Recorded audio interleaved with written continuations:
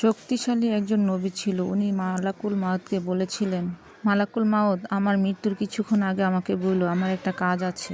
মালাকুল মাউত মৃত্যুর কিছু সময় আগে এসে বলল, ও সুলাইমান, সময় শেষ, অল্প কিছুক্ষণ বাকি, কি করবেন করেন। সাইয়েদনা সুলাইমান জিনদের ডাকলো, ও জিনেরা, বিশাল একটা প্রজেক্ট আছে, প্রজেক্টে কাজ শুরু করো।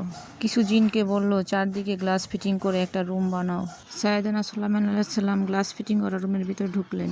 এই রুমে ঢোকার দরজা নেয়, হাতে একটা লাঠি নিলেন। লাঠির মধ্যে ভর দিয়ে দাঁড়িয়ে রইলেন আর জিনদের দিকে তাকিয়ে রইলেন। জিনেরা এত বদমাশ ছিল, সাইয়েদনা সুলাইমান দাঁড়ায় না থাকলেন কাজ করতো না।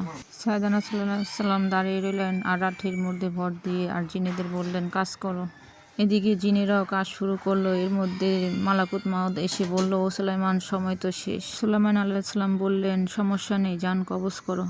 ওইভাবে দাঁড়ানো অবস্থায় মালাকুল মাউত সাইয়েদনা সুলাইমান আলাইহিস সালামের রুহু কবজ করে নিলেন। উনি এমনভাবে দাঁড়িয়েছেন, রুহু চলে গেলেও লাশ হয়ে দাঁড়িয়ে রইলেন।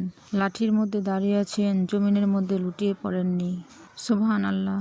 জিনেরা মনে করছেন বস দাঁড়ায় আছে, কাজ করতে হবে। কাজ করতে করতে পুরা প্রজেক্টের কাজ শেষ। জিজি পোকা, উই পোকা সুলাইমান আলাইহিস সালামের লাঠির ভিতরে ঢুকে লাঠিও খেয়ে ফেলছে। সাইয়েদনা সুলাইমান আলাইহিস সালাম ধপাস করে জমিনে পড়েছে। আর জিনেরা কয়, হায় হায়, খালি খালি কাম করছে এতদিন। সুবহান আল্লাহ কইবেন না?